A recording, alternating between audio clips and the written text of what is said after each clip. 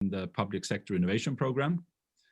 I think I met most of you and had the pleasure to even work with you.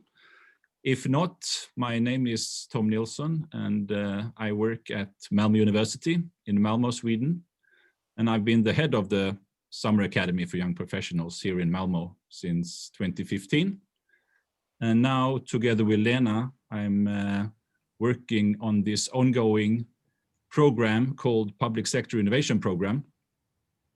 And I feel the need to say that this has in many ways been a difficult year, I think, for most of us. Not only because of the never-ending pandemic, but also because of the uprising and the oppression in Belarus, the war and conflict in Nagorno-Karabakh, which has, affected all of us, especially those, of course, living in these countries. So special welcome to all participants joining us from Belarus or from Armenia. You have been in our thoughts. So now we have a group here with SAYP alumni from different generations, from different countries, from different sectors in society, all together and listening in and talking about gender and corruption. And I think that's great. And I can't wait to change my setting here so I can look at all of you while listening to our interesting panelists and remember all of you again. So a huge welcome. I'm so happy we're doing this. And once again, a big thank you to Lena. And I really look forward to listening to our interesting panelists. I think you have a great program set. So that's all from me. And back to you, Lena. Thank you, Tom. Now you are in charge of the waiting room, Tom. I am. I can just be concentrating on talking. So it's actually not I should not be credited to this. It's actually thanks to two very stubborn and eager and curious participants from this year's SAYP. It's Geldona Metaj from Albania, who is project manager at an NGO called Equality in Decision Making. Very appropriate name for today. Geldona, do you want to just wave to people? Yeah, that's you. And Mariia Radulovic, who is a deputy ombudsman at the Ombudsman office in Kosovo, with special responsibility for minority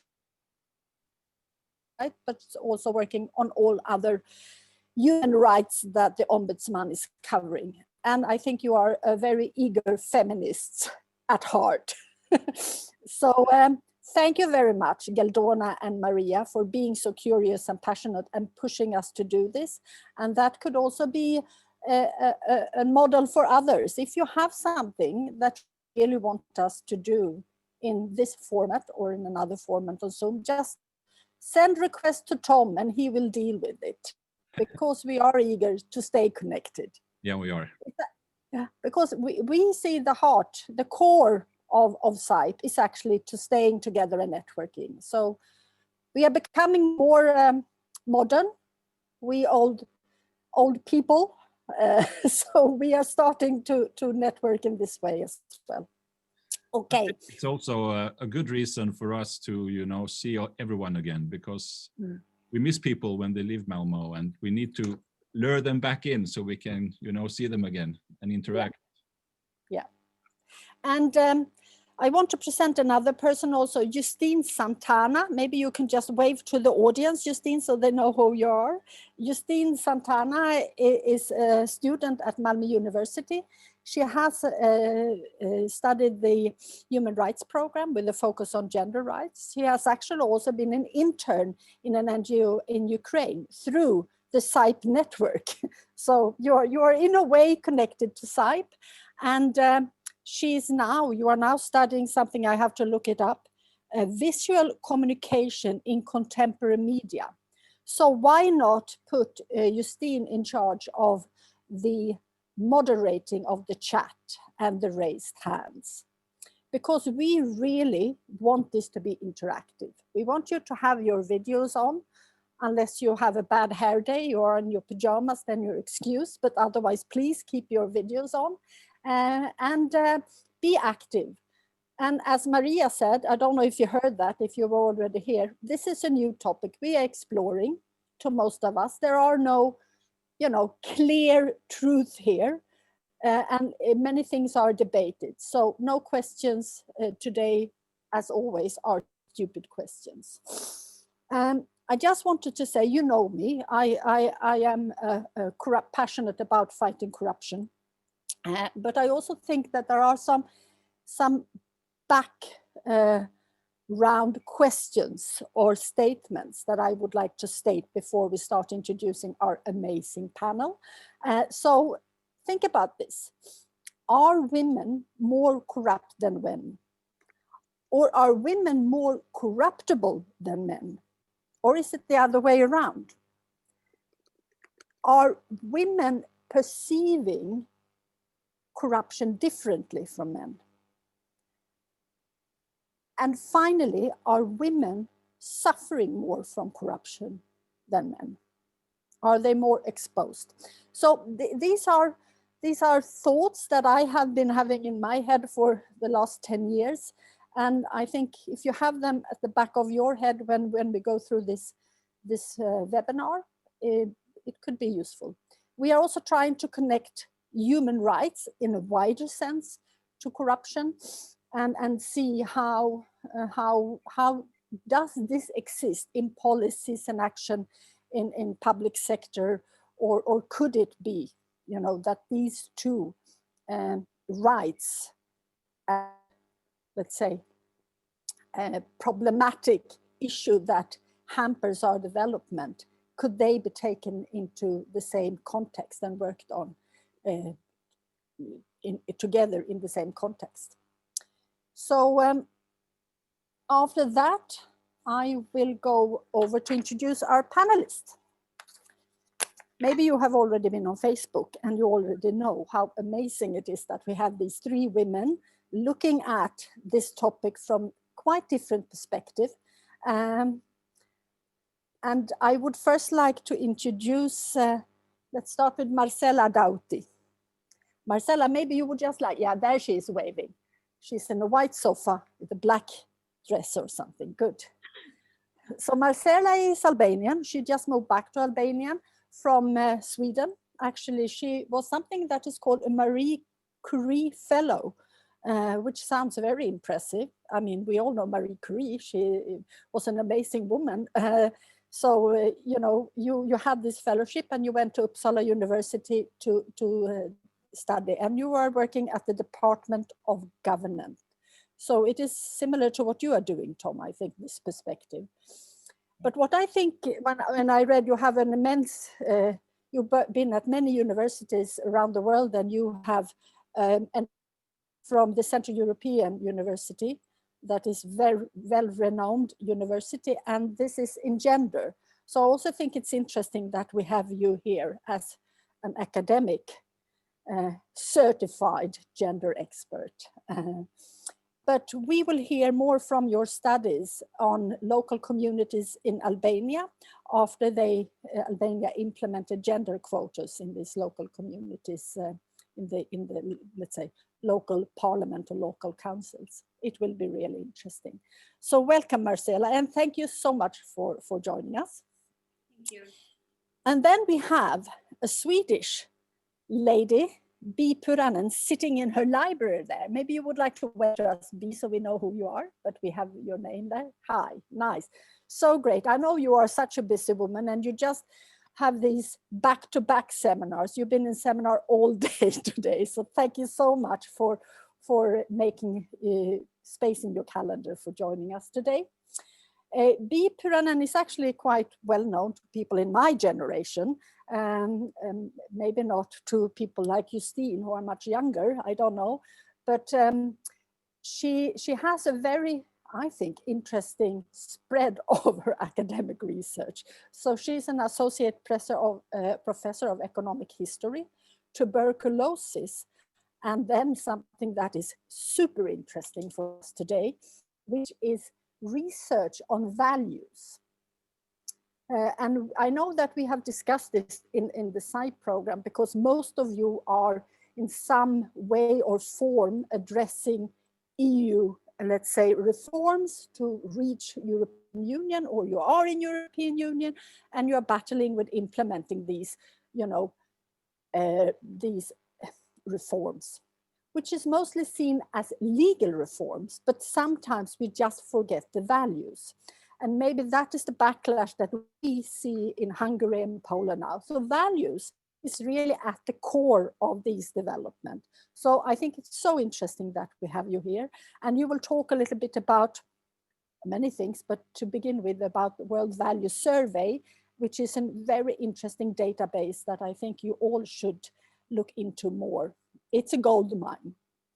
Thank you so much, Bea. And then last but not least, we have Fjoralba Caka. No, not Caka, it was Caka. Sorry, I did it. I have always called you Caka, but today I know from Geldona that it's Caka. Nice to have you here, Fjoralba. Fjoralba is also a very busy person. Now she's also about to have her first child. So I'm so happy that he's staying inside for at least today, so you could be with us.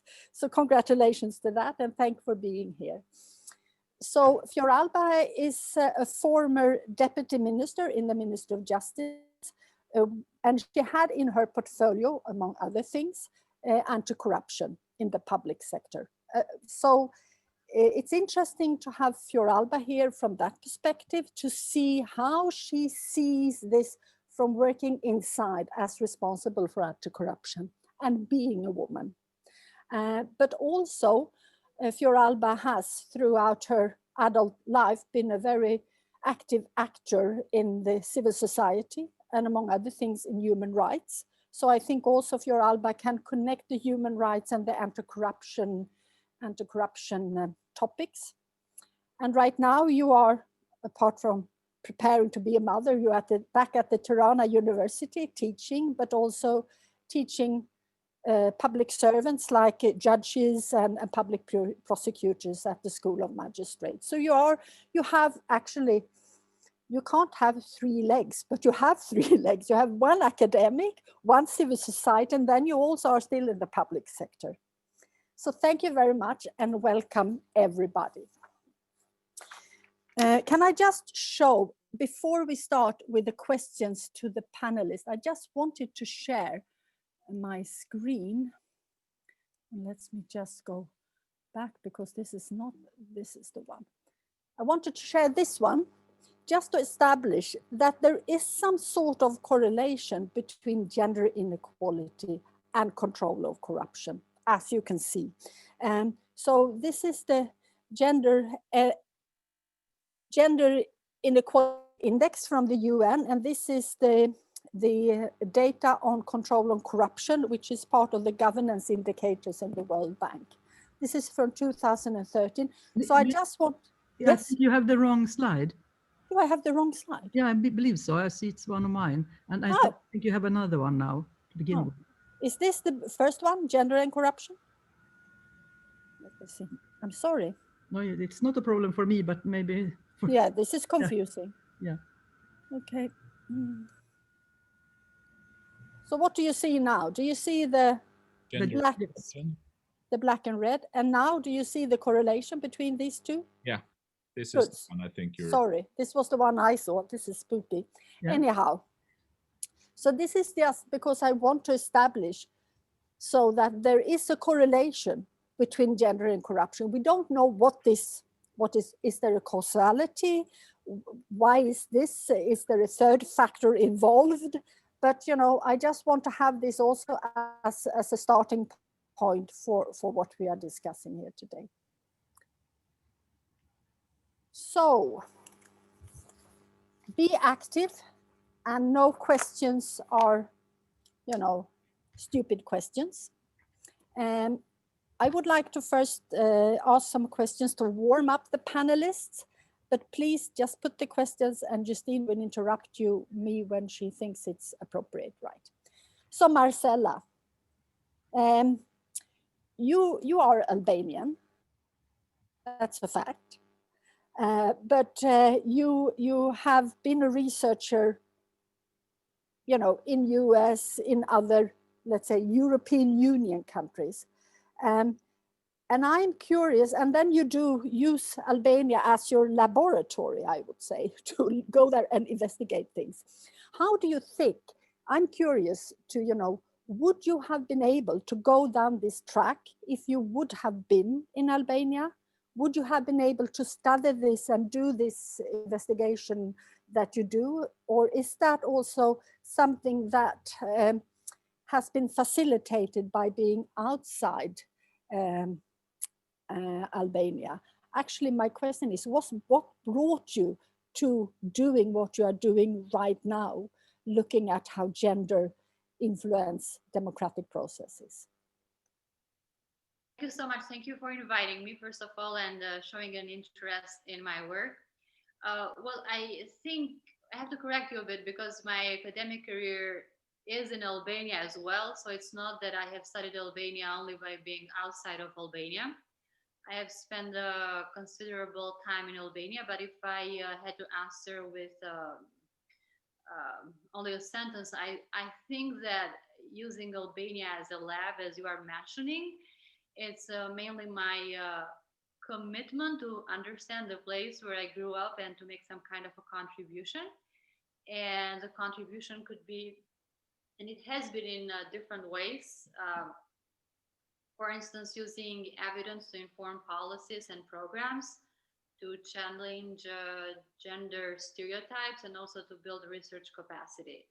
So yes, you are correct. I was at the Department of Government at Uppsala University for 2 years as a Marie Curie Fellow. And the reason why I joined Uppsala was that there was a research team there that was studying gender quotas, and I thought that I could benefit from them. So I spent some time there. And the idea for the research project emerged after the threefold increase of women's representation in the local councils of Albania in 2015. And this was an outcome of gender quotas. So with the research project, I looked into the impact of gender quotas on local decision making, and in a way, I brought together my experience as a PhD student, where I did this research project on local councils. So I merged this with my experience as a consultant for mainly for international organizations. I collaborated with Women's Network Equality and Decision Making. So Geldona is part of the network. And we have collaborated together in 2014, 2016, and 2018. And Geldona has served as the coordinator of all these 3 research projects. So thank you, Geldona. So in the first project, we looked into the way that women perceive their decision-making power in local councils, and we realized that one of the criticisms that we received was that why only women? We need to look into men as well. So in 2016, we looked into women and men, and we expanded the research project by looking into different aspects of representation. And this was 1 year after the implementation of gender quotas in local councils. And then in 2018, for this particular project, we built on the research project of 2016. And this is a project that I did at Uppsala University. So it has been quite an interesting experience for me. As you mentioned, Hungary and then US and then Sweden and Albania in between. I don't think about it too much because I feel like I'm always running to get things done. But it has been quite an experience.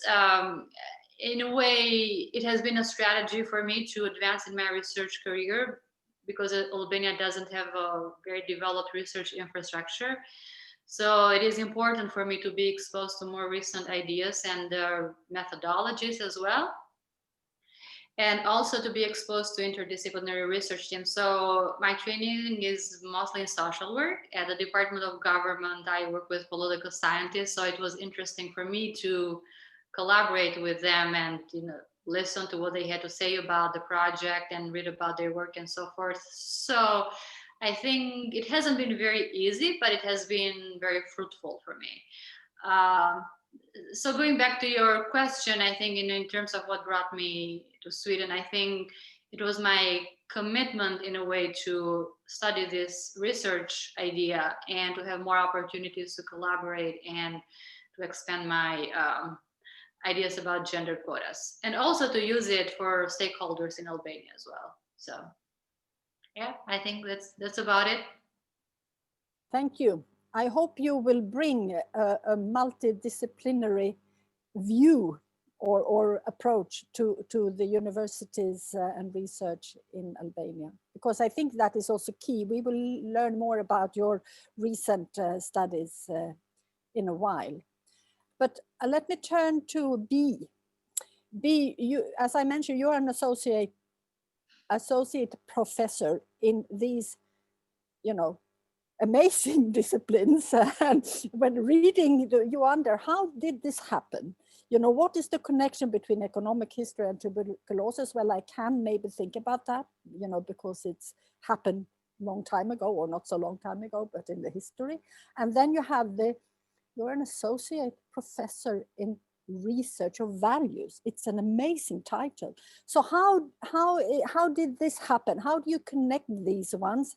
And what brought you into the area of looking at values, which is what we are most interested in here, although we could be interested in tuberculosis because of the pandemic, but we are not going to do that. Thank you, Lena. Thank you, Lena.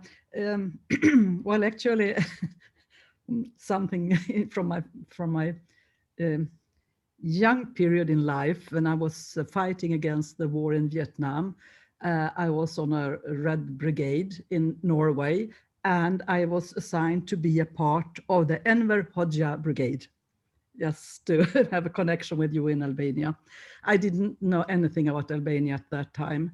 I still don't know sufficiently, but I was really interested and intrigued by it. So there is something there in the background, but that's many, many years ago. Well, actually, I did my doctoral thesis, my PhD thesis on tuberculosis. So that's the background for that. So, and still that's a very important disease, of course. And I came into the situation of studying gender through my work on tuberculosis. So I wrote a book, the title was Being a Woman is Not a Disease, because I saw the connections between the social sex, the gender issues, and disease panoramas.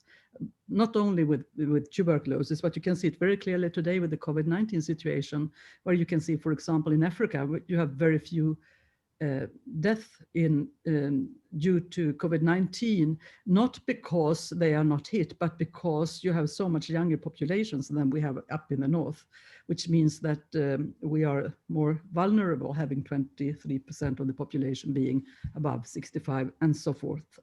So I've been working with gender issues a lot. How did I come into to values and social norms? Well, I come more and more into that this is the decisive factors. We can do a lot when we come to so-called objective factors. I really underline the so-called.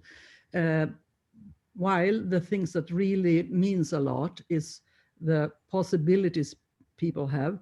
The differences between values and social norms is very important, and I would like to talk about that later on, because there is a huge difference between it, where the social norms are the other people who try to impose something on you. And that's a very important part when we talk about gender issues, what you're supposed to do and what you're not supposed to do, and the differences between different cultures when it comes to that.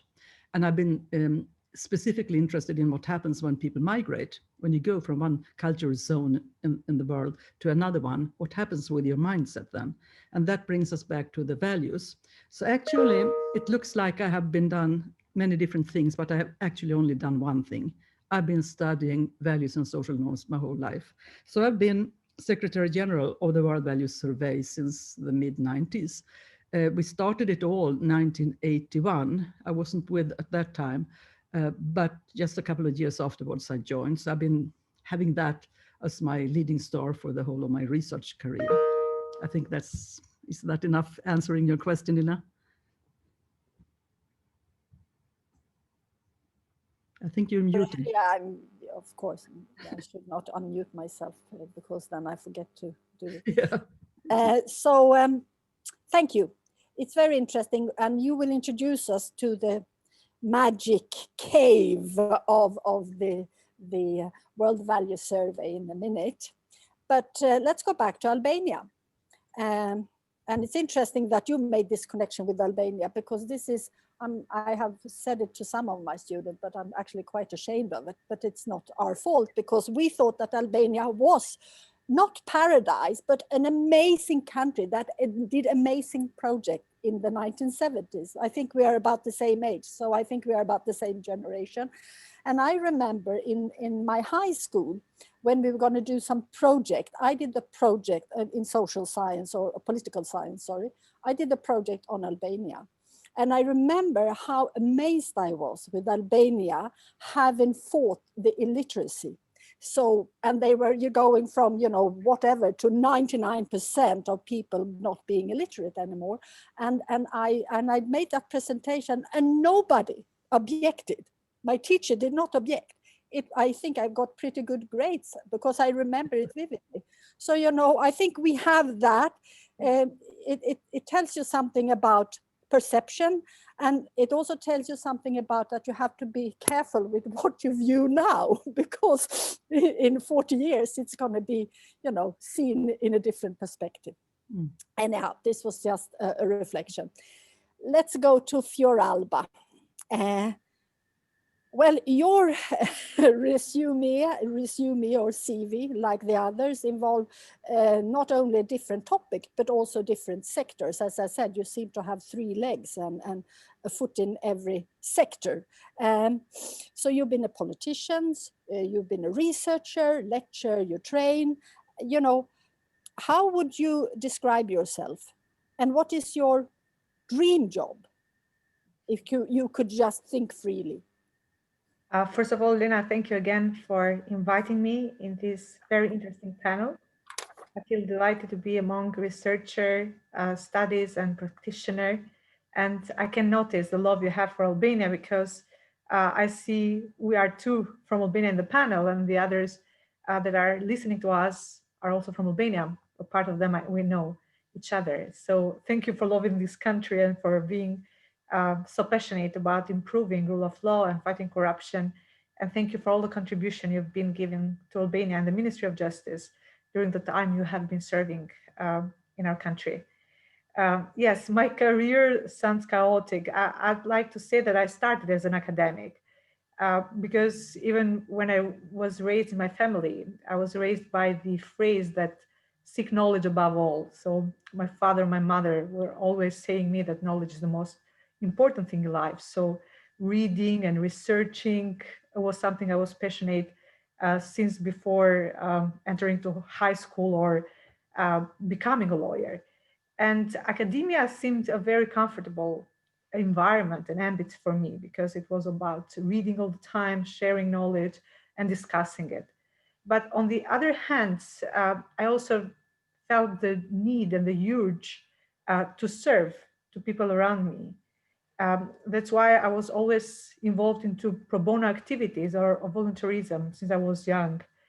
And one of my first job was working in an NGO and providing free legal aid to people in need. So a part of working in academia, I was also volunteering in legal aid. And that showed me that being an academic and having knowledge is important. But on the other hand, you should do something practical if you want the knowledge to have an impact in the society.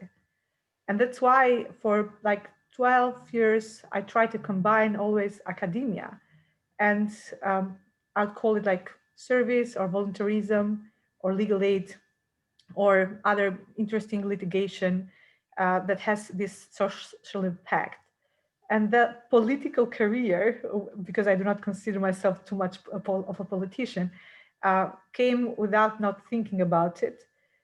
It was a hard decision for me because I never considered myself being a politician. But I thought, okay, maybe that's another opportunity to serve. And that's how I see it still. So if I would have a dream job, I do not know yet the definition of a dream job, but I like to say that a dream job is whatever job you do with passion that fits your skills and character, and where you have the potential to give your best. And that might be whenever, in public sector, private sector, or being stay-alone mom. It does not really matter, as long as you do it with passion and you're dedicated to do it well. Thank you. And thank you for your kind words. I don't think I did all of that, but there's just so much that international experts can do, you know.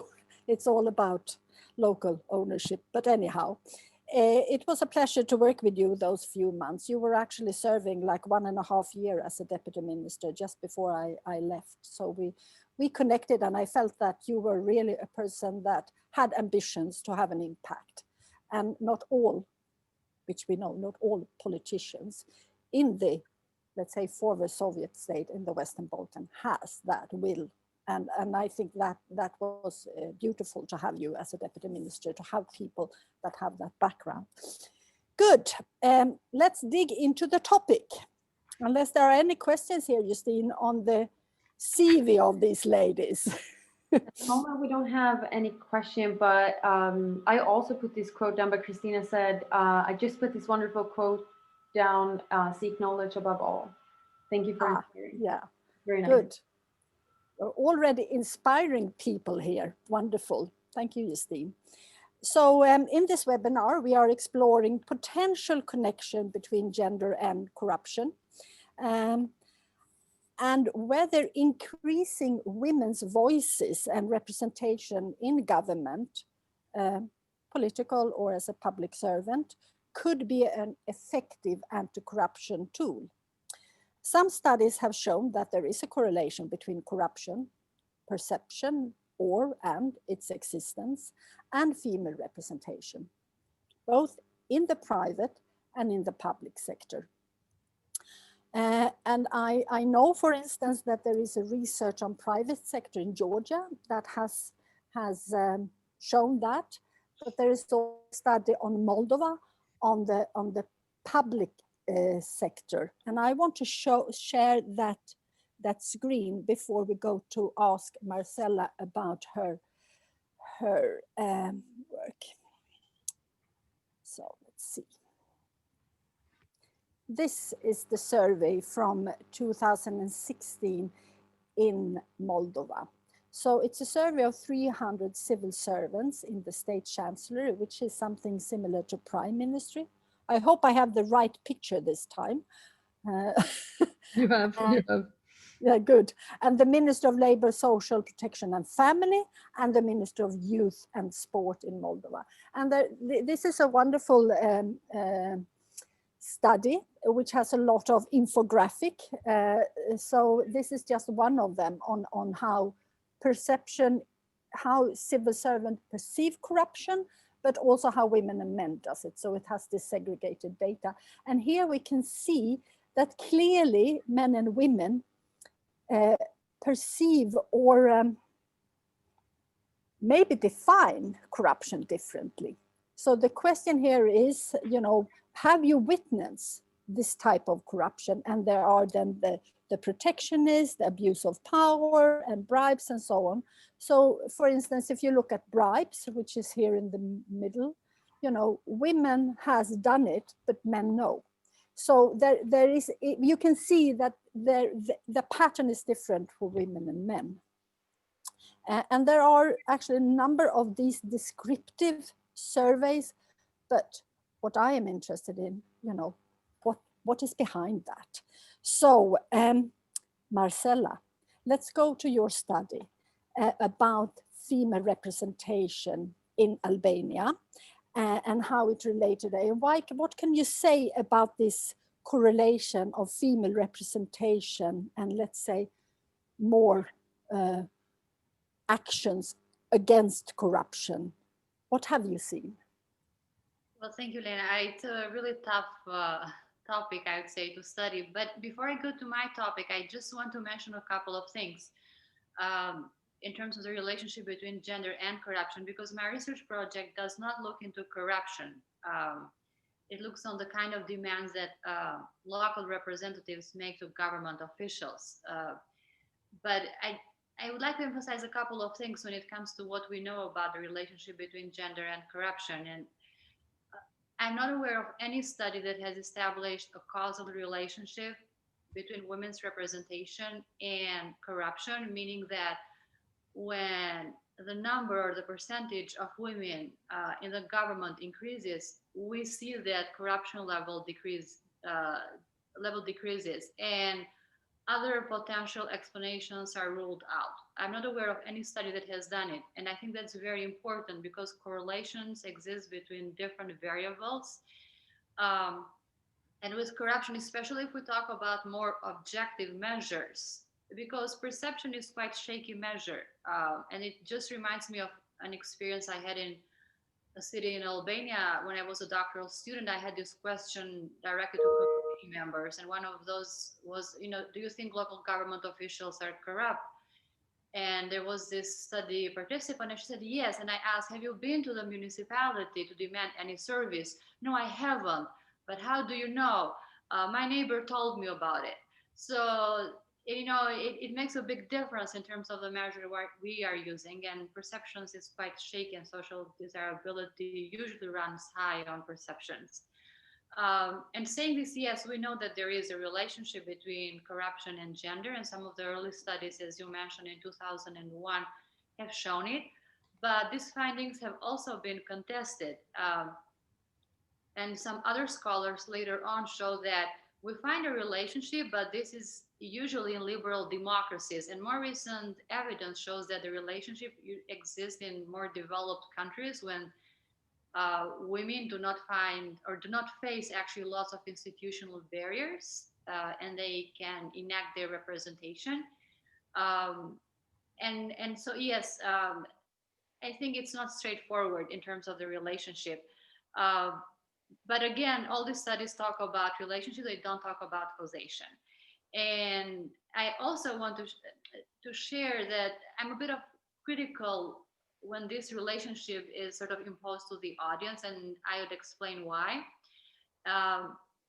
In 2007, there was this article written, and it called this idea that gender and corruption are related, and increasing women's representation in politics is a policy prescription. She called it a myth in the making, and saying that this actually could be counterproductive. And one of the reasons is that we don't need to justify the importance of having more women in government with the argument that women will make miracles, because it means that we are using double standards, and transforming these highly corrupt societies, it's not very easy. So why should we place such expectations on women? And if we look into data in Albania, and again, I'm talking about correlation, we see that the percentage of women has increased significantly, but corruption levels have not changed much, and sometimes they are even higher. So again, it ends up at correlation. Another argument that some scholars make is that this belief sort of reinforces this stereotype that women are the weaker sex in a way, and many are not very comfortable with this.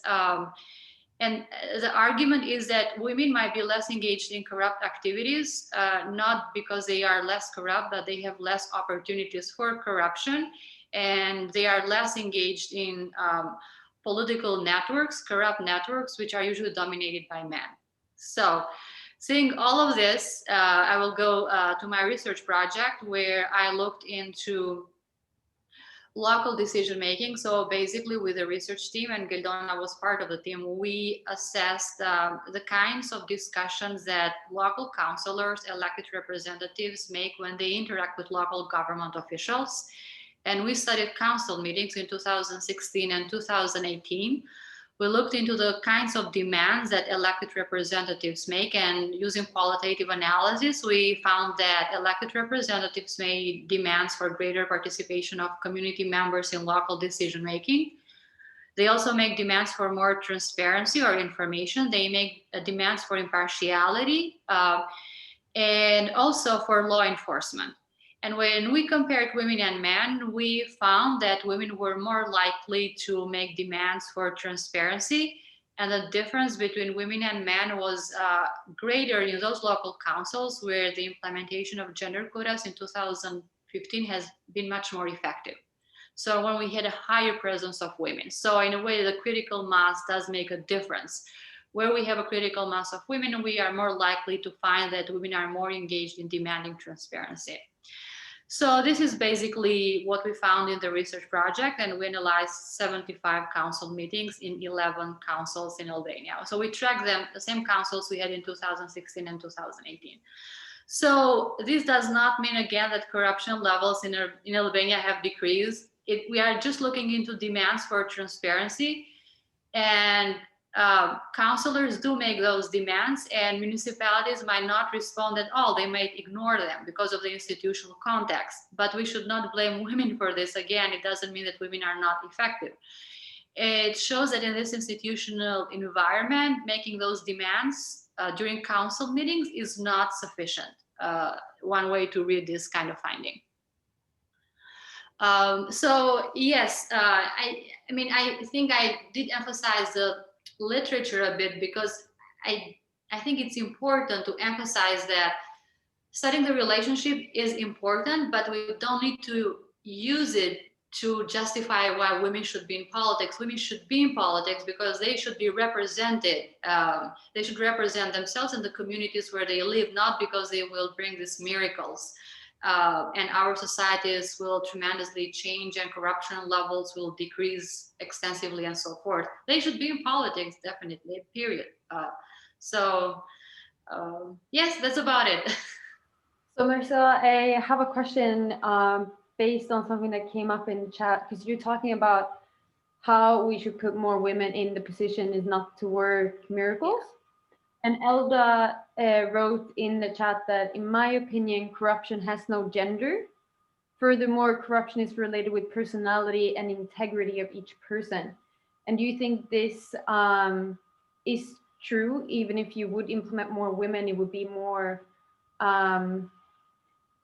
the individual that would make a change, or would you still see a difference with more women in power? I don't think there is one final answer to this. I mean, what I have found in the literature is that those arguments that look into sort of intrinsic characteristics or personality or stuff like that, I think those arguments are getting a bit old in a way, and people do not talk much about, you know, in terms of your personality and who you are and the character, because research-wise, it's very difficult to measure it. How do you measure the personality of someone? I think it's very difficult to do it, and let alone establish a connection with personality and the intent to, I don't know, accept a bribe or ask for a bribe. That's very difficult. But it does not mean that it's not important. I think the argument is difficult to be made, again, research-wise, I would say, in terms of personality. But if I got it correctly, what was the other question? I thank you for answering that. I think that was a beautiful answer. No, it was just that question. It was more of a statement, I think, from Elda on a personal opinion, that it is based on personality. And people are sort of getting away from essentialism, you know, that there are some inherent characteristics in all of us that can explain everything. I mean, I think we live in certain contexts, and the context where we live and the environment are very important in shaping the kinds of decisions we are making. I would add. I think that question or that statement from Elda could bring us to B and values.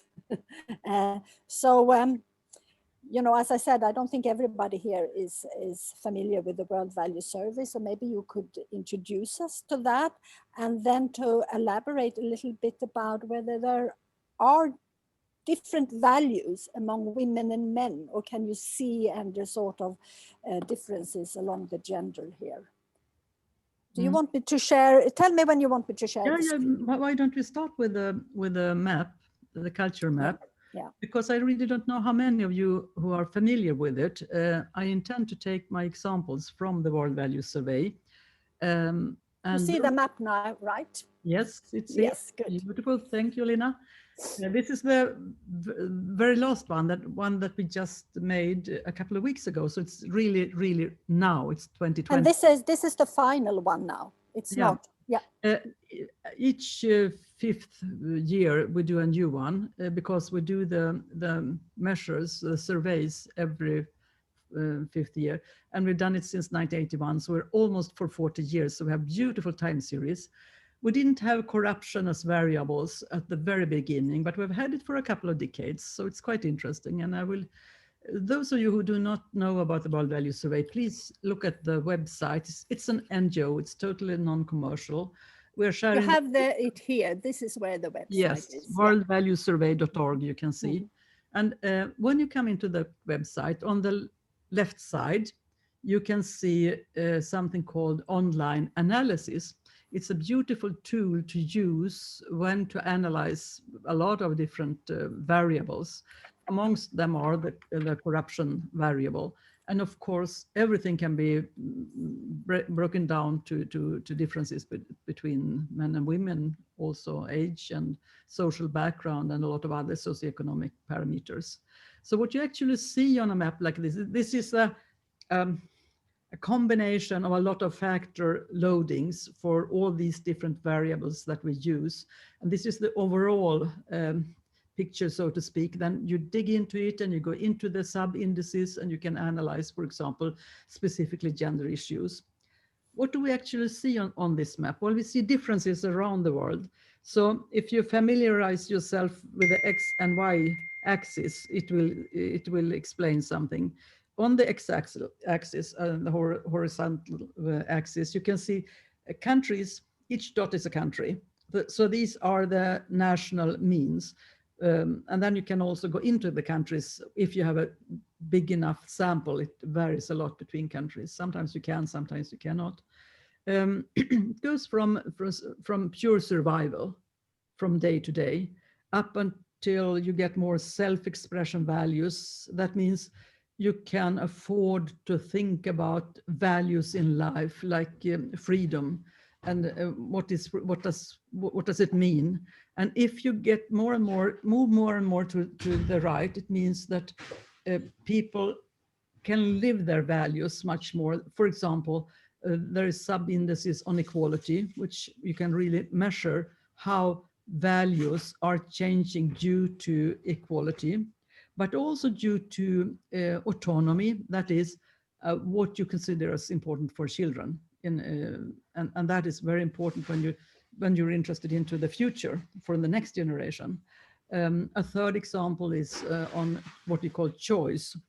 Do people have the possibilities to make the choices by themselves? That's a lot of tricky questions, like views on marriage, whether you choose yourself whom to marry, if to marry, to have children, for example. The SRHR issues are there, possibilities for divorce, for abortion, homosexuality, quite tough questions. And a fourth sub-index is on democracy, that is democracy in all levels, from what happens within the household to do you have a possibility of influencing on the governmental situation and the issues there. So you put all this together, then you get this beautiful map. First time I saw it, I thought we had done something wrong when we did the factor analysis, because Sweden wasn't there in the middle, which I believe we were supposed to be, neither too much nor too little of anything, but instead we were really extremists up in that is how we see ourselves, like that. Yeah, like in the middle, but now we know we are not, and pretty much that's because of this work of the World Value Survey. So when you come from a country, for example, as you can see, the African Islamic countries, and you move, you can do a lot of interesting experiments. What happens when people move from one social context, cultural context, into another one? So that's what I'm basically doing today. I'm working a lot with migration and through studying migration, I try to see how values transform, because people are social beings, and You talked just now, Justine had put a question on personality and integrity. I found that extremely interesting, your question. Thanks a lot for that. Because actually you can, we have a lot of variables on the big five, on Schwartz index on personality. So you can make correlations, as you, Marsela, said, even if they are not causal, you can do correlations and then you can dig on further. How come we have we can see this and that correlation? So that's things you can do with working with the world value survey data, and all data are free. It's really open access. So now, can you say something about the traditional and secular values as well? Yeah, sorry. That's really about. I mean, traditional societies are very often also. Religiosity is very important in most traditional societies. Religion is ruling, and we all know that there is a in-depth connection between religiosity and paternalization. So when you have a society where secularization is coming at the same time as you go to more emancipative values, that means that religiosity will decrease and secularization will increase. And we can see this in country after country, that process. Even in Muslim countries, I would like to underline that you have the same process, not as pregnant as we would say in Western societies, but you still have the process, and especially in between generations, that things are happening. If you analyze it cohort-wise, you can see that the younger population are getting more secularized than the elderly one, and that is happening cohort-wise. So that's also an important part of it. The questions that we do construct the cultural map from, some people have said, isn't this very biased towards the Western culture? And one could say, if one means that human rights is a Western thing, I disagree with that, because human rights are important for everyone, wherever you are, meaning that the right of women, the rights for children, etc., should be equally important for anyone, everywhere. So I am not a cultural relativist saying that everything should be like it is in each part of the world and each culture. I mean that the human rights is a goal that we are all fighting for, making it possible for women and for the future generations to have a better life. When Lena asked me about the corruption, I knew that we have a lot of questions on corruption. I'm not doing my research specifically on that. I have tested it on migration. I would like to show you next slide. Mm-hmm. Coming Well, up. you can see, I just did it 5 minutes before we started, so I just went into the database. It's really very easy for you if you're interested in it. So please go in and just enjoy working with the data, because it's so easy to use. Actually, we have a list of some 11 variables on corruption. We ask questions on perception of corruption in country X, Y, Z. You can take all countries, more than 100 countries, or you can concentrate on a couple of countries or a cultural zone. We ask about, and this is what people think in each country, and it's face-to-face interviews. You see that on this slide that I showed you, there are 70,000 people who have totally answered. But then, of course, you can take out just an area. You can take Eastern Europe, for example, if you would like to analyze that. You could ask for involvement in corruption when it comes to the state authorities. What do people think about the state authorities, or the business executives, or local authorities, or civil service providers, or journalists and media? We ask about the parliament. Is the parliament generally free of corruption? The government, the UN, we ask about UN too, and to what extent government could really do something. And what is so interesting then, that we have continued to add on to these questions. We have also added on questions on a wide range that connects to gender issues. So what you see here is one of the variables. And that's the degree that people agree or disagree with the statement that on the whole, women are less corrupt than men. And I just did a very quick check on it. And to my great surprise, I couldn't see very much differences between women and men answering. So it's like 50-50, right? Almost, yes. Yeah. It's like small change. But really, of course, when you go into the different countries, I mean, there's a lot of countries here within these 60,000. They actually 70,000, a bit more. I just skipped the don't know, no answer. So it's a bit more than what you see here. So how could we explain this? Sorry to interrupt. I'm just wondering, do you think the results of this would be different if it wasn't a face-to-face question? It is face-to-face. Yeah, but if it wasn't, if it was anonymous? Oh, if it was not face-to-face, you mean? Yeah. Well, or is that too hard to say? There is a systematic thing with, we have face-to-face because there's so many, illiteracy. That's a very important part, for example. So you need to be able to ask the questions. But there are surveys where you also are anonymous. Well, I don't think particularly, but that's just, I haven't gone into it. I have difficulties in seeing why should the answers be different if it was, if the people were not face-to-face. I don't know. I've seen with, for example, the migrants, non-European migrants coming, we have asked these questions to migrants coming from non-European countries to Sweden. And where we have one set of data face-to-face and another set where they just answer anonymously on internet. But the problem with internet is that then you will not have the illiterate ones. You will not have the elderly people. So whatever you do, you will always have a problem around the moods in which you ask your questions. I believe that when it comes to, I mean, this is not a sensitive question. Imagine the question on homosexuality. Imagine the questions on abortion.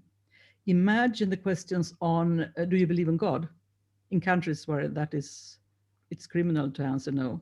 Still, we can see that people are answering, they're not saying that homosexuality is a big no-no. You have quite many people daring to have another view. So people are quite strong. You have difficulties in countries when you ask about democracy, for example, around the right to do you believe that that religious people should have the right to form the laws in a country, for example, that people really don't dare in some countries to say that it's not right. So yes, you can say, but not on this question specifically. Let's think about this: women are less corrupt than men. What could the reason be that there are not so huge differences? I think that's a way of more. It has not so much to do with the mood. If you ask face to face, or if it's on a written paper, or on a computer, how come that there are so small differences? I always get very suspicious when there are small differences between gender, because we've lived the whole life that me and Lena has done. We know that there is no such thing. You're brainwashed. Yes, there are no different. There are no. So actually, I did one more thing here when Lena asked me, and that was to look for whether there are other variables. And I've learned through my research that there is a variable that almost always gives some explanation to things, even to why there is no difference and if there's differences. And that's the variable on trust, because trust and confidence is so important. If people feel trust, not only in their own family and the people around them, but trust in people you don't know, trust in people from another religion or another nationality. We have all these we have a question in the World Value Survey that says either most people can be trusted or you can't be too careful when dealing with other people. If you confront that variable and if you do an analysis, you can do factor scores on it, where you put these two statements and then you see how do they respond on the statement women are less corrupt than men. So that's one of the things that I've done. And what one can see is that it explains much more. I mean, sex is one thing, but if you try to find correlations, still, as Marsela said, we can't be sure that there's a causal explanation for it, but we can see that people who are more trustful and who have more confidence in societal organizations, for example, they are also the one who are much more careful when it comes to discussing, making statements on the corruption questions. So that is, so I took the question we have on the first one that I talked about, and I very simply did this, the perception of corruption in a country, whether they thought it. And the people who are more trustful had lower levels in their beliefs there on corruptions, while people who did not have high trust, they believe there's much more trust. So much more corruption, you mean? Much more corruption, excuse me. Thank you. No, don't worry. So I think more interesting than to just have a simple, it's easy to do analysis where you just put women in one box and then you have men in another. It's more complicated than that. And I think you need to introduce factors like trust and confidence into the explanation to get good explanations. Otherwise, it will be difficult. So when you just put up these very simple ones, the one I showed you, it's not so easy to explain it. So I will show you the result when I introduced trust, and that is my third and final. Yeah, but I'm going to wait because I'm going to connect that to changing values. So we're going to get back to that. I'm going to go to Fjoralba now. And I'm going to ask you the very simple question, which is, what do you make out of this? Because you have been, or you are, I would say, somebody who is working from the inside, you know, either in the public administration or in NGOs or in your, you know, academia. You work with promoting integrity and also combating violence of human rights and fighting corruption. So how do you, when you hear this, what is your thoughts on this? In fact, it is a question which has triggered me before joining the Ministry of Justice.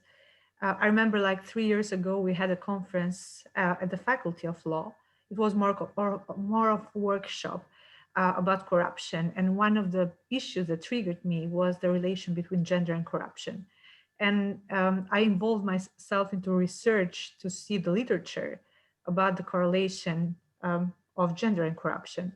I'd start by saying that whenever we talk about correlation in sciences, sometimes it's very hard to isolate the lion from the rabbit and understand what causes which, or what are the consequences of a certain cause.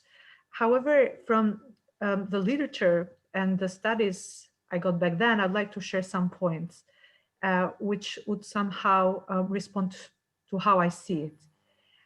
Research shows that, in fact, based also on World Value Survey, I'll quote SWAMI, there is in hypothetical situation, the chance that women are less likely to condone corruption, that women managers are less involved into bribery, and the countries that have greater representation of women in the government or in the market force have lower levels of corruption. And Fisman and Gatti, other researchers support. This stands for SWAMI. And I know that Lena would go fond of these researchers because they somehow values the participation of women into policy making and see women as a fair sex. Also, based on the World Value Survey, there is another research, in fact, which was interesting to find out, that shows that women are more disapproving of corruption than men, where democratic institutions suppress corruption. While, on the other hand, in countries where there are no democratic system, they were equally approving corruption. So there were no distinction.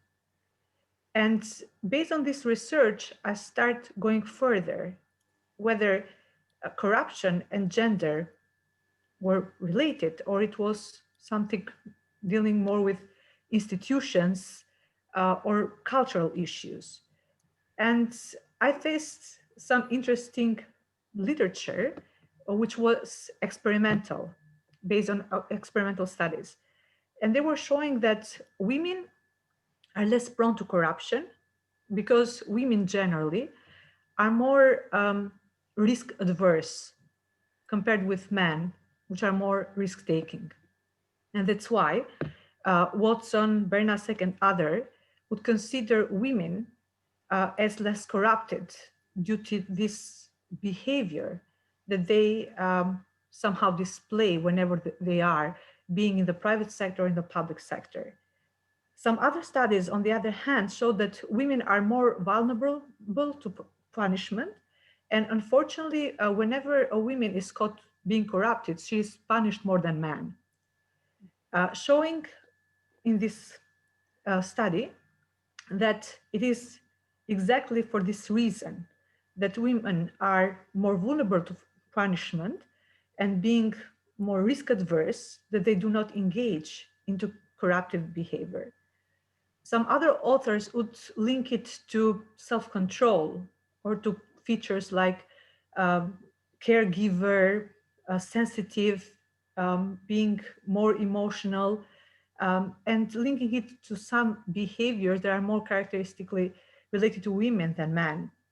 And others, as Marsela mentioned, would just say that it is a field which is not explored yet because women got in high position lately compared to men.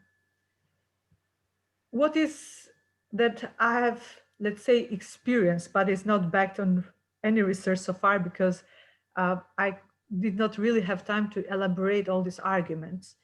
But first of all, I'm positive about the engagement of women into decision-making because I believe that by increasing the diversity, you really can break the chain of corruptive elites, especially in countries where the political elite is an elite which does not changes, but only maybe circulates. By introducing women, but also representative from other groups, you somehow break the chain of corruption. However, I know that this is something to be tested because even women that are put into public position, if they are not well linked to a community of value, if they not stay strong to the values they believe in, might in the future get into the system and get corrupted. Therefore, I'd go by saying that we need to have institutional measures that promote values, institutional measures that punish corruption. And the last, I would say that it's important to work on the cultural background because at the end of the day, corruption is a behavior. So if we really want to change corruption, we should need to feed the society with values and bring values back on the table as important. If we live in a society where corruption is an easy way to resolve disputes, is an easy way to get something, and maybe being corruptive is considered like being smart and making the best of opportunities, then everyone who will stick to integrity would feel isolated and more prone to corruption, being him a woman or a man. On the other hand, if we bring integrity back on the table by saying that corruption has really disadvantages, it causes lots of damages to the economy, to the development of the country, to the services. And people are aware of the negative aspects of corruption, and they take this personal pledge to resist corruption, then we're going to have like a fairer society. So my observation so far is like gender and corruption, yes, they might be related. Including women in decision-making is beneficial, especially in these countries that are man-dominated and where the established elite has this link of corruptive behavior established, but it's not enough. In order to fight corruption effectively, we need not only to sustain our policies on gender quotas and to rely on the inclusion of women into policymaking, but we need to couple it by institutional reform and also social and cultural changes in order to bring a real impact and change. Super, what a summary of the research being done. I am amazed, thank you. We also have a question from Wonderful. Mariia in the chat at the moment. I think this was related to you saying that we haven't had women in positions of power over a long period of time, but she's wondering, would women be more corrupt than they are now if they had the same managerial levels as men? Mm-hmm. From the research that I've seen, it was showing that women put in managerial level where men used to have the direction, at their first years are less prone to corruption because they have this fear of being caught. They have this fear of being punished.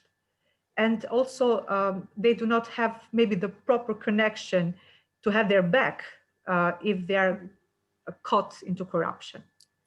And research was showing that if women get into the system and she established by, I don't know, months or years, the connection to do an unfair, I don't know if it's business, an unfair practice, and she has enough connection and she knows she's not going to get caught, she's not going to get punished, then there is no difference anymore between men and women. It's a matter of personal choice. As Elda was saying, then there is no difference. However, I would also, again, take as a note that this research are not definitive and it's not something written in the stones.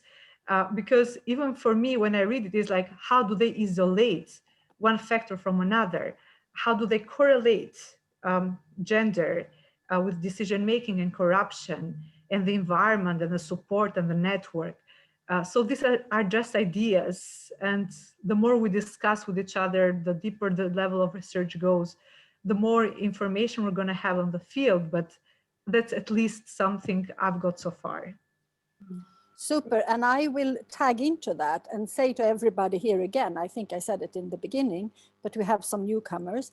If you feel that this is an interesting area to do surveys or research, do it. Write to us, we will connect you, and we will even, because Tom told me to say that, so I'm saying it, we will also try and find some funding for it, because we think this is a very interesting area to explore, and it goes well into what we are doing with sustainable public administration. Thank you so much. That was the questions, Justine.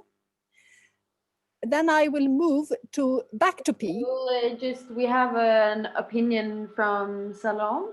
Mm-hmm. It says, from my personal standpoint, we need to differentiate the types of corruption when we discuss about the gender influence over the corruption cases. But maybe this is something that's you will interesting, bring up Salome from Georgia. And I think here we have another, I also thought about when Fjoralba talking, it's also about how women are perceived by society, which is complicating things even more. And there is this famous quote of a police director in Mexico who said, you know, it's easy to do police reform and corruption with traffic police, just add women and stir.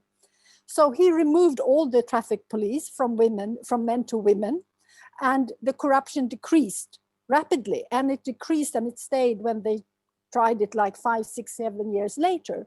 But maybe that is because men perceive women in a way that they are not asking them to be corrupted. You know, maybe that works in a very Catholic system where you have more of the Madonna, but it wouldn't work in Sweden because we are so equal. So it's so complicated. But let's go back to B and see whether, you know, values can change. and how can they change? Because if we are now discussing about values and behaviors, and then it's interesting to see, can, you know, women keep their, you know, their values? Can men's values change when women come into position? So do you want me to share your third slide now? Yeah. Good. This is so interesting, what your comments, and also what you have people writing in. This is so if you keep in mind the what you, Marsela, said about women being more tended to be risk adverse while men are more risk taking. Do we believe that that is based on some universal difference between the two sexes, or is it created within certain cultural contexts? That could be a very interesting research topic for you, for example, to go into if you work with corruption. As I said, I'm not specifically into corruption research, but I always have the gender issue with me, whatever I do in my research. And I believe it's really strong here, but it's not so easy so that we can just divide between men and women. So what this is actually a map like the very first one when I showed the map over the whole world. It's the same, the black dots you see here are the same as you saw on the colorful map, but I have added something. I have added migrants moving from one cultural zone into another. That is, if you move from countries where you have a lot of corruption, where women have very few options, for example, coming into work, but also other things, and where religiosity is also very dominant, telling women what position they're supposed to have. We can take one example, and what you see here then, if you identify the colored spots, you see Sweden up in the right corner. And then you see the migrants coming to a country like Sweden or to any other Western culture, you see the same process.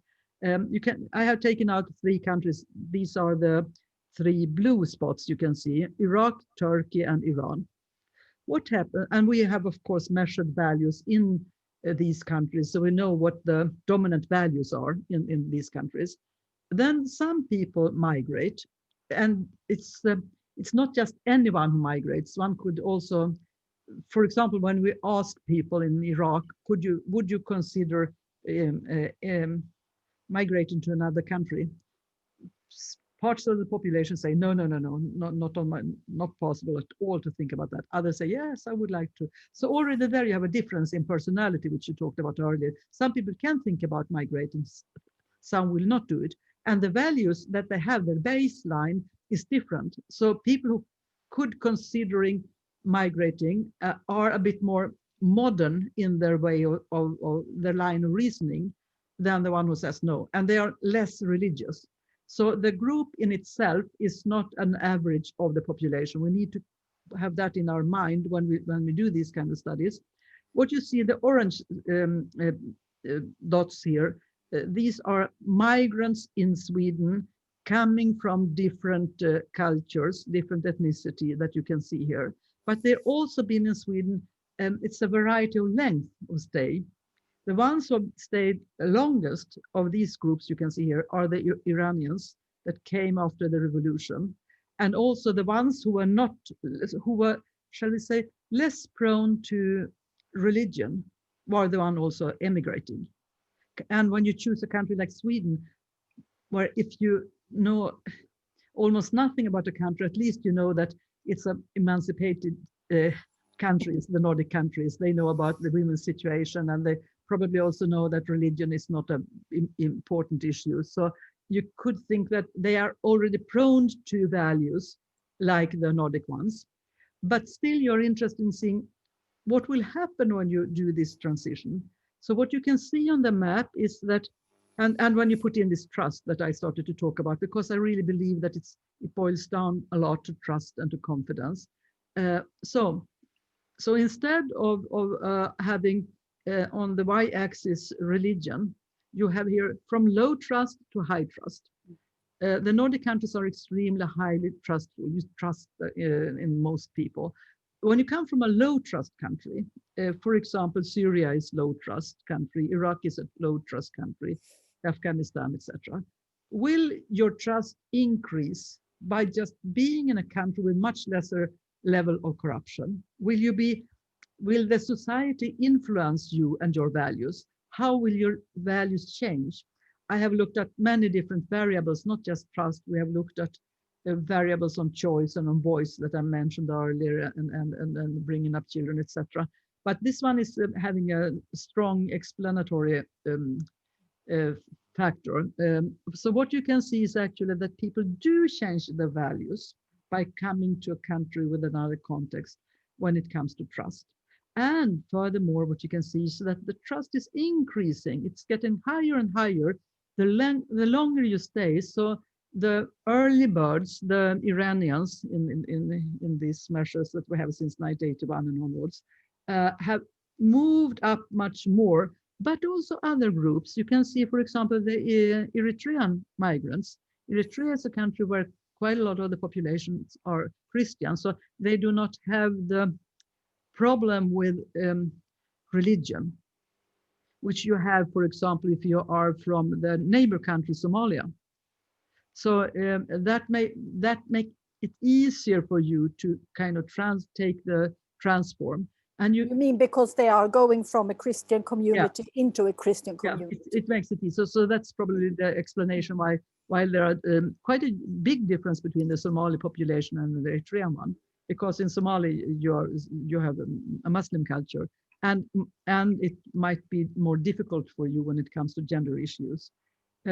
So I then looked into the Somali population and how did they adjust to coming to a country like Sweden. And we can see that corruption, if you come from a country where the social welfare systems are not so well developed, and when you need to lean on the clan, on the extended family, because they will support you and they will secure you.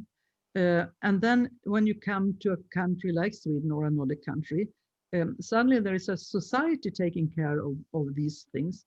How do people react when it comes to corruption and human rights and these interconnected values on that? Well, what we could see, and that surprised me a lot, was that men was more positive to coming to another society. I couldn't understand. We are such an emancipated country. This would be the women who would be happy to come there, but it was not. And when we made we have also made a lot of in-depth interviews beside measuring with the world value survey we done in this. Well, the men were breadwinners in their country of origin in Somalia and other countries, so they had a heavy burden on their shoulders.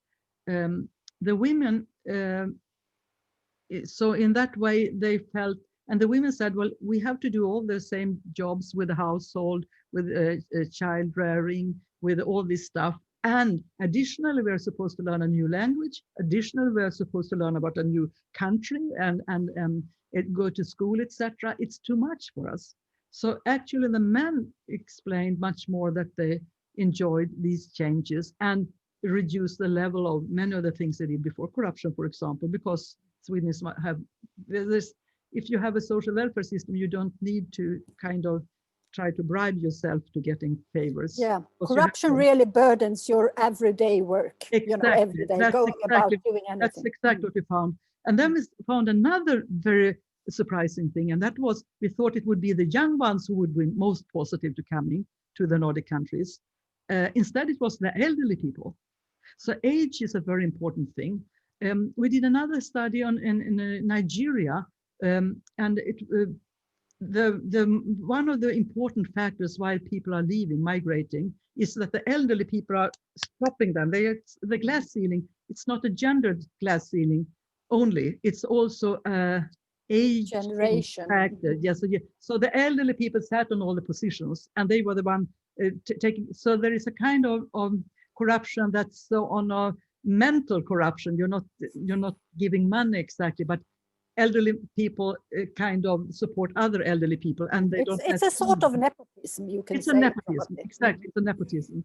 So we can see. So the only chance for the younger is just to leave, because the elderly is having the positions, and of course mainly the elderly men, because elderly women without education did not get the support. It was the man. So that was the second thing that we could see when it comes to how these things, and then the third part was the educational part. Coming to a highly educated societies on an average level, we thought that it would be something that would be very positive with education, but instead it was the opposite, and we couldn't understand how that could be. Well, in the country of origin, the ones with education were on a top level compared with other people.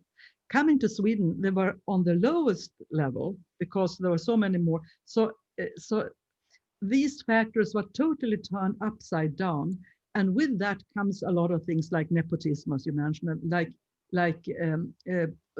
you can't even, it's not possible to bribe yourself in the way you have been trained to. And living in an authoritarian society, you learn how to wait and see your chances. And then you come to a society where that doesn't work anymore. So the conclusion was, and is still, and we haven't finished our studies, we are still working with it, is that we do need to understand the mechanisms behind, and corruption is a very important part in that. And that is what this map shows you, how values change, but that it is not that it is a complicated question. It's not just that any value change. Some values do change, some do not. That's the conclusion we have had up until now. Thank you. I mean, I wish we would have put more time for this seminar. I will stop share this so we can see each other again.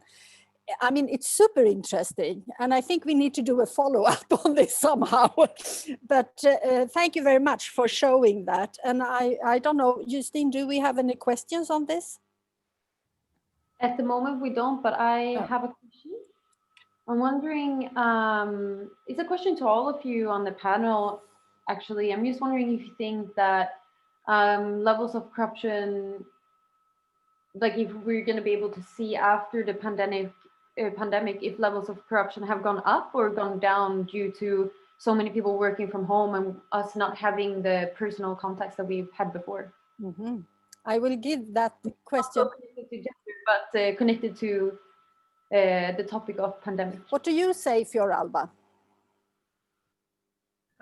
There were really much concern, not only in Albania, but even in other countries, with regard to corruption in the health sector during the pandemic, especially with the fast tenders, the fast procurement of ventilators, or maybe masks and other products. And there was an issue of concern, and I've been participating even in different webinars online that were international, where this concern was brought. That because people need the medicaments, need the ventilators, they are not much concerned about the procedures after that, but they just need the product. And since the product is a necessity, no one is really observing how the procedures are done. This, of course, is going to be a matter of investigation when things will get settled.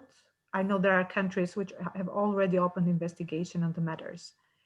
On the other hand, I'll see also the positive flip of the coin, because at least in Albania, the number of services that is done online is increased. And by increasing the online services, there is this potential to reduce what is called the petty corruption, or the corruption, the payment to render a service, which in our countries in Western Balkan are widespread.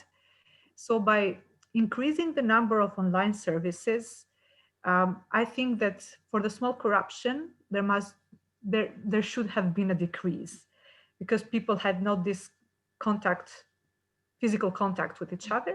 So they could not really bribe this portal to get a service or a document. But this was about the petty corruption. When it is about the big corruption, the tenders and public procurement, then I'm afraid we need to investigate, like other countries, at a later level, what has been happening. Very interesting. Thank you. We have. Oh, do we have a last question there? I thought I saw. We have So this will be the last question before we just conclude. In the chat as well. Okay, so I think the meaning is that the first question. Do you want me to say something while you read it? Well, let me just say something first, that, you know, I think that what B showed, which I think is really hopeful to me, that attitudes and values change, that they can be changed. Of course, it could be for the worse, but it could also be for the better. And let's look at the bright side of this. Because when I go to countries like yours here, I often hear this that I hate, which is, well, this is Albania, this is Serbia, which means, and I spoke to this with Geldona, which means that this is the way you are supposed to behave, or this is not going to change, or this is just a fact. And I think what B has proven is that you can stop saying that, because it's a moving target, right? So it's not something that has to be. And we all I think we can all conclude that corruption is also about values and not only about rules and regulations. That's why we call that, you know, fighting corruption is by building integrity, which is a part of a set of values and norms. Have you figured out the question? As I figured out who it's for. Okay. So the first one is for Fjoralba, and it's do we have strategies or plan to have any strategies for fighting corruption sensitive to the needs, roles, and capacities of men and women? Interesting. When I was working at the Ministry of Justice, I had the opportunity to work on an action plan against corruption that would last for 2020-2023. And it was a document which was broadly consulted with academia, civil society, because I really wanted to have it a document that was well consulted. And also that every measure that was planned in this action plan against corruption be properly costed by each institution, in order that institutions take the ownership of fulfilling the measures they have declared to abide to. We didn't really have like a specific sector on the men and women division, but on the C approach, this is the third approach of our action plan, we have established some roundtables and research and collaboration with the academia to study gender and corruption.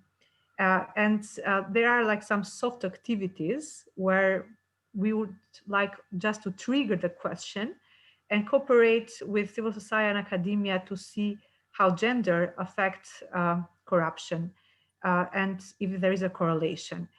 Something else that we have included in this new document against corruption is to gather data.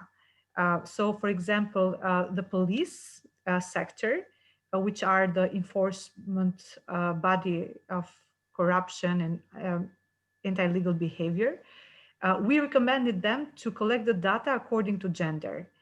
Because in Albania, I don't know if it's the same in other Western Balkan countries, sometimes we lack this collection of data and segregation by gender.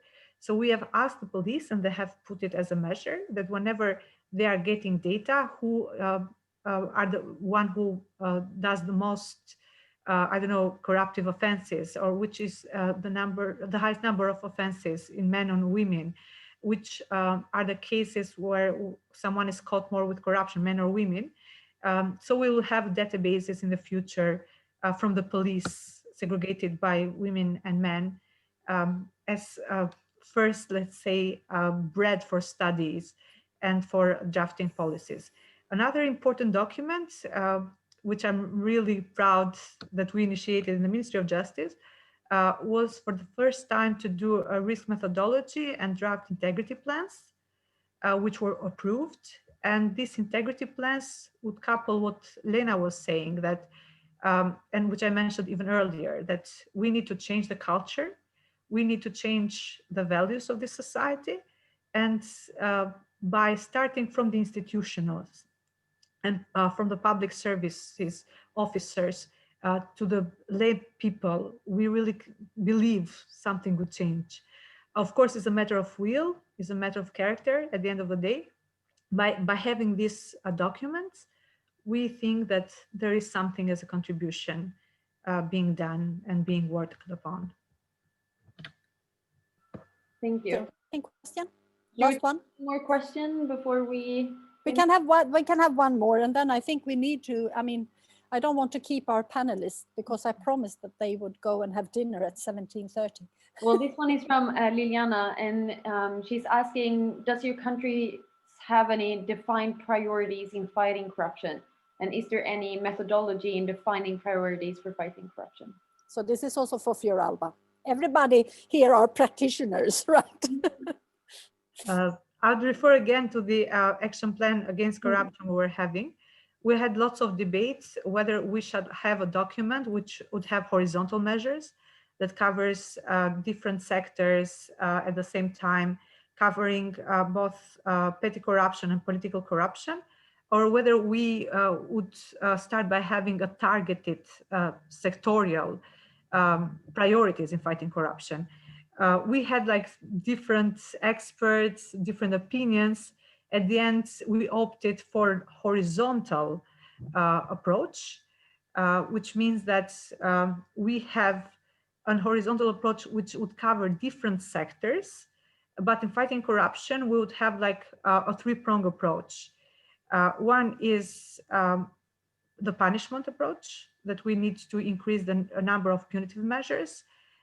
The other is by raising transparency and integrity. And the third approach is raising awareness to the citizens by cooperating with civil society and academia.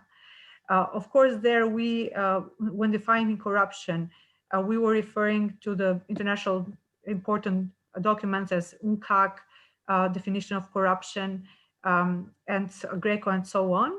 But for the moment, we had this horizontal approach.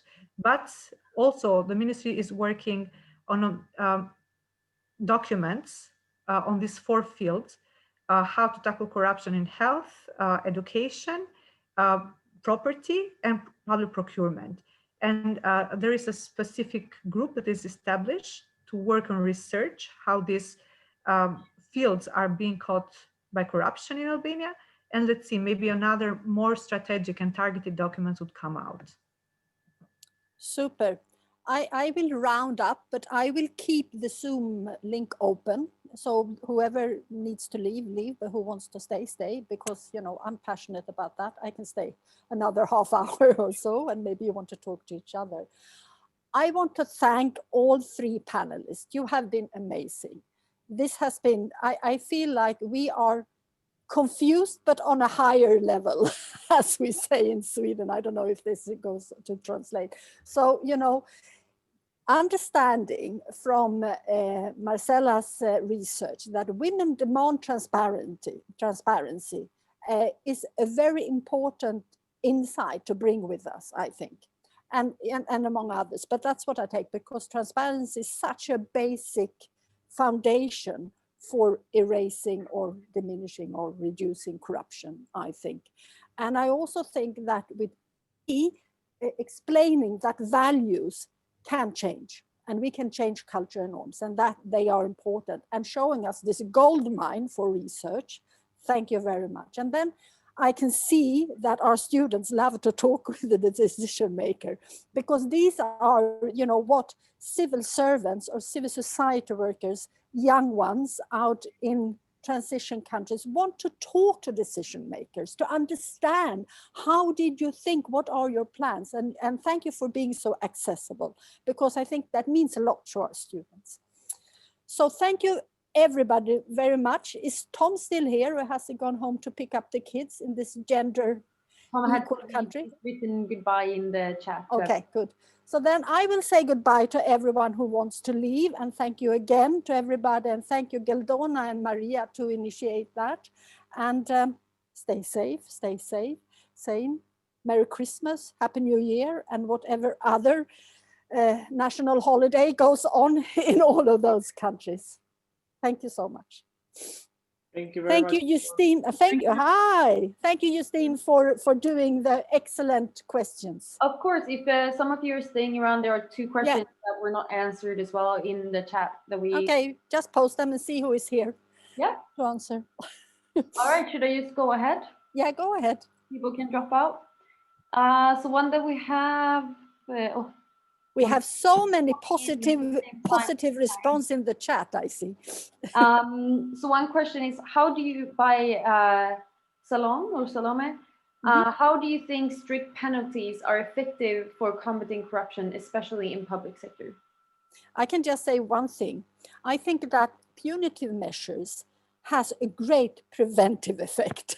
I think that is really, sometimes you think that punitive is something and preventive is something, but I think punitive, of course, have a preventive effect. And I think also Fjoralba said, maybe that effect is even higher on women because women are perceived to be so good and caring. So when they are not, it is really hitting them even harder. But you cannot only do that, of course. You know, it doesn't work, you know. Well, do you want to say something, Marsela? It was a long time ago we heard you say something. Sorry, I think I was a bit lazy. I did not write this in the chat, but I wanted to ask you, Alba, I think I have 2 points. These are like my burning questions. So I worked as a consultant myself, and I have advised the government on several policy documents and strategies and so forth. And one of the concerns is that, you know, not only in Albania, but in other countries, mostly developing countries, the problem is not with strategies, but with implementation. And very often governments, especially EU candidate countries, are very eager to show that they have all of these strategies laid out to fulfill the criteria. But when it comes to implementation, there is no budget, or if there is a budget, it's a very small one, or there are lots of problems with implementation and so forth. So you did mention some documents that are very important. Has there been any evidence in terms of the impact that these documents or the implementation of the strategies has had on corruption levels in Albania? And the other thing that I'd love to hear about is more about you talking about yourself being at the Ministry of Justice, which is very male dominated, especially in the higher levels. What does it mean? I mean, what did it mean for you? Did you have space to make your voice heard? Or do you think you have a different perspective from your male colleagues? Did you initiate any new reform, or did you propose any new strategy with the goal of reducing corruption? So, you know, what about you being a young woman there? These are my 2 points. Interesting question. Thank you. Thank you. They are really interesting, and I do share the same concern you mentioned, Marsela. Upon joining the ministry, I had the same concern that we have lots of strategic documents which are declarative, which say beautiful things about fighting corruption, but at the end, what is their function? And that's why when drafting the action plan together with the team in the Ministry of Justice, we were really careful not to let pass any single action without being costed properly, either by the institutions, and when the institution did not have budget, we required the support of international donors, embassies, EU, UNDP, and so on. And the staff of the Ministry of Justice has done an excellent job. They have organized so many tables, like 23 tables, with different NGOs, partners, and institutions, in order that every action that was foreseen against corruption be put into a timeline, and also be costed, and also be budgeted, and also supported financially, either by the institution, either by an NGO or an international donor. And something that we have been reviving at the Ministry of Justice is also the monitoring of these strategies. In fact, the strategy itself asks for the continuous monitoring of the action plan by a body that is composed by the minister or deputy ministers and other institutions who are responsible for implementing the action plan. Coming from academia, of course, I had this interest that the documents should be opened and discussed not only by the actors, but also criticized and monitored by international partners and also civil society. And that's why something that the minister as well has been very open to accept was to open up this monitoring mechanism for NGOs. And I remember the last Zoom I was in this monitoring mechanism, we were counting 60 participants, which was a great number and showed that the civil society and other actors were engaging. Something that needs to be improved yet, and we raised it as a concern, was that in these monitoring reports that we write about the action plan and which are periodics, we do not just analyze if the measure is being implemented or not. So we do not focus only on the output, but also measure the income. The input. Impact. Impact. Sorry. You have been talking for hours now. Also the impact. Unfortunately, as you might know, it happens that in the public administration, not everyone has the scholarly education to know how to measure the impact, because it's another, let's say, science beyond it. And that's why we asked the European Union delegation, which were very generous with us, and they have agreed to finance like a specific team of experts, which would train the Ministry of Justice in order to improve this monitoring mechanism and also the reports and measure the impact. So I want to be positive that despite the pandemic, we will have like better mechanism of reporting, not only in terms of actors who are supervising it, but also in measuring the impact and not just the outcome. As regards to the question about how I felt myself, I consider myself very lucky because the minister, she's a woman herself. And I think that that has made my work very easy because despite the very kind and also open relationship we have at a personal level, she was very open to do an impact and very open to new ideas. And for me, it's a good example of good leadership. I can just say that I was sitting in the ministry actually working among other things on the previous action plan. And I can say that before you were there, there was a different attitude to having civil society reviewing and giving comments. I think it was more a culture of fear, of not doing enough, of being criticized and looking bad, you know. So we were constantly fighting to have these meetings with civil society, and they were constantly scheduled very late with very little time for people in the civil society to really give qualified opinions. And it became, which I can see very often in countries, transition countries, that the consultative process becomes a tick in the box and not being seen as a tool for the decision maker. But so I think you have given, my interpretation, that is very private, that you have given with your background in research, you have given the ministry and probably the minister, because this is Albania, so the minister is very important in shaping the ministry, courage, and she trusts you to do the right thing and not to make her look bad, but actually make her look better, because she will get all this knowledge from civil society. And I think that is what B would have said, it's a culture change. Thank you very much for the positive comment.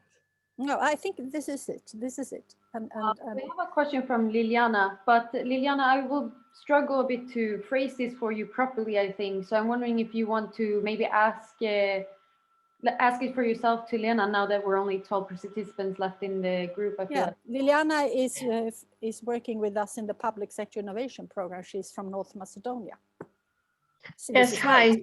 Just shortly, this is good, the measuring impact methodology and the training. So that I just posed to, Lena, whether how can we get this? Yeah, okay. Yes. Yeah, let's I was put that to the long list that you are giving me on things we have to do. sorry, but yeah, it's good. It's great. I love it. I've been monitoring the Anti-Corruption Commission in my country last year. And like 8 months, we monitored them almost a year, and we saw that they are efficient but not effective.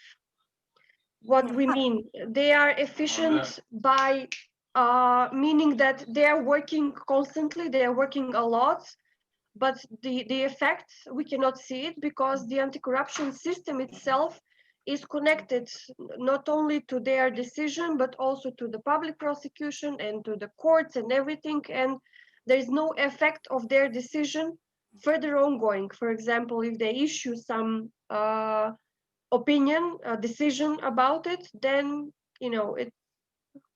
they said it, but it's not an obligatory and mandatory for some reason, even for public institutions in separate cases.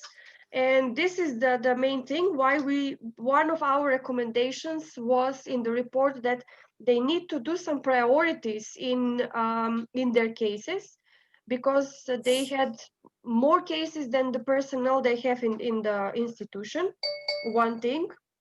And also the priority list should be whether they are going to tackle high-level corruption, political corruption, in order to have, more time to resolve important cases, and with that to present to the public that there is something ongoing. Sorry. You are very popular. Yes. Can I just give a comment to that? I think this was my question about the methodology of giving the Anti-Corruption Commission a priority how to deal cases, and that's fine. I mean, it is all all right if one institution says we don't have the capacity to resolve 1,000 cases per month. They were spammed by the opposition, but that's another issue. They were spammed with requests and with cases. Half of them were, not even in their mandate, but nevertheless, they needed to open an investigation case, right? And this is the time when they will kind of an example to say that we are going to tackle only this and this type of corruption, or even, as we say, sectoral. We're going to focus, this year was a COVID-related year, healthcare institutions, public procurement there, and that's it, right? Is there such thing that any country has done already? Yeah, but I think it is. I think you can see, I don't know if we have any participant from Georgia. Georgia, for instance, there was a decision, I think, was it called the Velvet Revolution in Georgia? I'm not sure, that they would tackle petty corruption. They will tackle petty corruption in police and so on, and they did it. So when I, for instance, lecture for my Georgian student, then they say, oh, I didn't know that corruption was this and this. I thought it was only bribes, because that's how that's the narrative in Georgia. But I would also say now we are moving into, which I love, corruption and not gender and corruption. And I would just say that it's, there is also another discussion to be had here.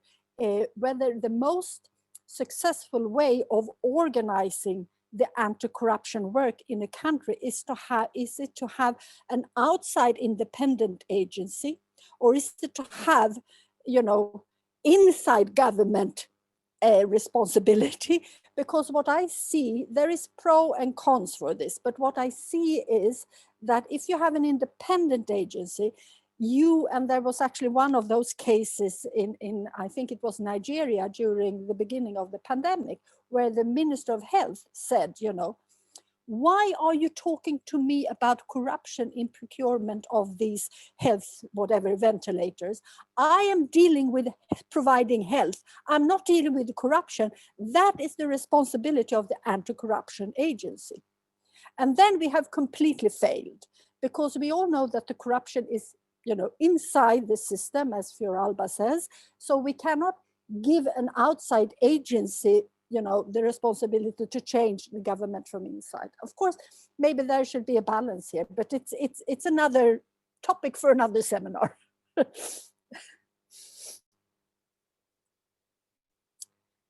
What do you say, Justine?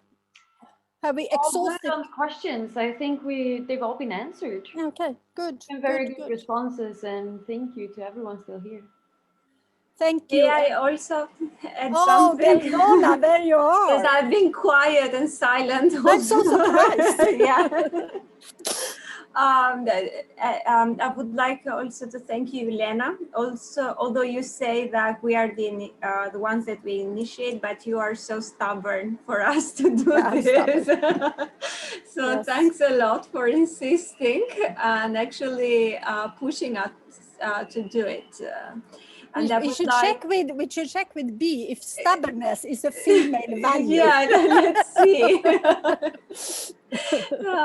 And I'm so happy, and so thank you, and thank you for all of you, Marsela and Fjoralba. Nice meeting you online as well, and all the alumni. And I would like, you know, sometimes we speak with Marsela, and in the end of an activity or something, I add always another point. And Marsela, the last time that I added something was like, oh, so now we have to follow up maybe on something else. So I can understand that the flow of discussion today mostly was about participation of women, whether they were in the corruptive system or no. But then maybe another time we can have a talk, what is the impact on women that corruption has, and I understand that. You come up with the ideas and I will love them all, and we will do something else, because we had quite a good turnout and I think people were active, and what I could see, Justine, they gave a lot of positive comments, right? Yeah, it was perfect. So thank you. And may I add also another thing, and since we spoke mostly based on social norms, and something interesting that also triggers me a lot is this perception of absolute power given to men to act in corruption or in a fair way. So we are kind of giving them the absolute power to tell us later on if we are corrupted as women or not. Oh, wow. So maybe in another like moment, study. Wow. Yeah, in another moment, maybe we will have the chance to discuss about it. So thanks a lot, so everyone. Clever, Geldona. Well, okay. Wow. Good. Great. Stay in touch, everybody. That's what you have the Facebook page where you can put things in that event, whatever, and I will connect to you and I will send out a list of the research material. And if Fjoralba and Marsela, if you have something that you want to be added on that list, just send it to me so we will spread the knowledge. Okay, thank you very much. Is Mariia still here? Yes, I'm here. I'm listening. Good. And really, good. Thank you. First of all, thank you, Lena. Also, thank you to other two of them are here, 3 panelists. It was really very interesting because as I've mentioned in the beginning of this webinar, this kind of a link between corruption and human rights, it's not still very, very super research. And really now about what I'm thinking, really, does it depends on the values, as said B and mentioned, environment where we raised, or just possibility to get position and to get what the Fjoralba. Oh, sorry. Said. Really, now I'm thinking about that, and really Good. I will try to research and to read more, and maybe because, as I mentioned, I'm dealing with the human rights in Kosovo, and unfortunately we have a lot of claims. Which can I link, Lena, what you said? okay, this is Albania, this is Serbia, this is Kosovo, and what we can do? Nothing. We should say it's like this, and can I in my everyday work, let's say link somehow that people just they are simply fed up, if I may say. They don't want to fight against corruption. About that, and I have to really research more, and in order to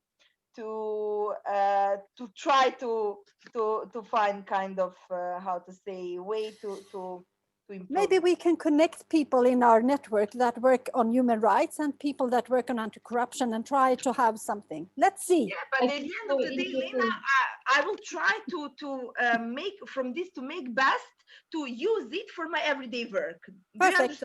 Yeah, I get it. Yeah, I get it. because we have no, for example, we have 200. What do you want to say something, Justine? Sorry. I was just going to say it's very interesting that you brought that up. When I was doing my thesis, my end thesis, I wanted to do it because I was studying human rights, and I wanted to do about human rights and corruption. And the lecturer that was helping me, she said, no, but that's not human rights. Corruption is not human rights. That's what Malmö University told Lena, and I think she's still furious. Yeah, I'm still furious. I mean, you told me, and then 2 weeks later, I went to this big conference in Sweden, which was actually partly international. And there was this big forum, which actually was involving one very famous whistleblower in Sweden, who blew the whistle on UN soldiers, UN soldiers, in some country in Africa, I can't remember now, sorry, my ignorance, that was abusing sexually young boys, French soldiers. And he leaked that, he blew the whistle, and he got fired. Later, he was, he was seen in another perspective and was, cleaned, so to say. And he's now an ambassador in South America. But anyhow, he was there. And he gave something, he talked about human rights and, corruption and whistleblowing. And then I asked him, one of our students asked this question and got this minute. Then he said, that professor should not work on human rights. And that was an audience of 500 people and quite many from Malmö University. And I was like, yes, victory. Yeah. So there is a perception that they are not connected by some people. Let's see. Okay, I'm not going to keep you anymore if you want to go, but you can also stay. So whatever. Thank you, Justine. Read every material that you have sent to us.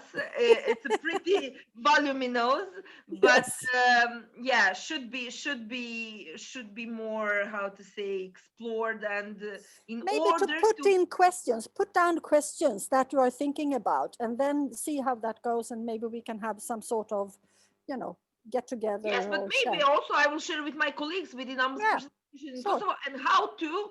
Because really we should, anti-corruption agency, more or less, it's how to say... the anti-corruption agency in Kosovo doesn't have the best reputation. Well, I'm sorry, I have to leave. Thank you so much. Thank you so much. I'm going to share my policy brief on the Facebook page. Maybe it will be useful. But thank you again. Thank you. Thank you, Fjoralba, and good luck with the boy that is coming out soon. Thank you so much. Thank you. Thank you very much, and stay healthy and stay well. Yeah, the same to you. Nice to see you. Bye. Bye, Anessa. Bye. Okay. So, Christina and Natalia, are you still here, or are you just left the computer on? Ah, there you are. Now I'm here. I'm here, and I'm very much trying to say everything you say. The discussion is just extremely interesting. I never thought about that, and that study, I somehow missed it, that you showed from Moldova, the first slide you showed. So I will share the report on the Facebook page so you can study it. It has a lot of interesting, it's 300 people, but it's still 300 people. And that's the perception. Yeah. That's exactly. the perception of general population around here. So super interesting.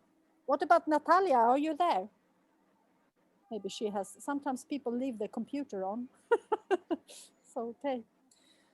Good, thank you so much. I've been recording, so I'm just gonna stop recording now. Yeah, thanks. And then I don't know how it's gonna be saved, but I will let you know what happened. And maybe you can help me, because you are doing this course on whatever it was. What did you call it?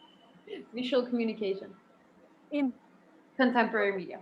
In contemporary media. So maybe you can do some sort of, you know, first slide with some, and the names. Let's see. Let's see. Not urgent, because I know you have a lot of things to do. I know.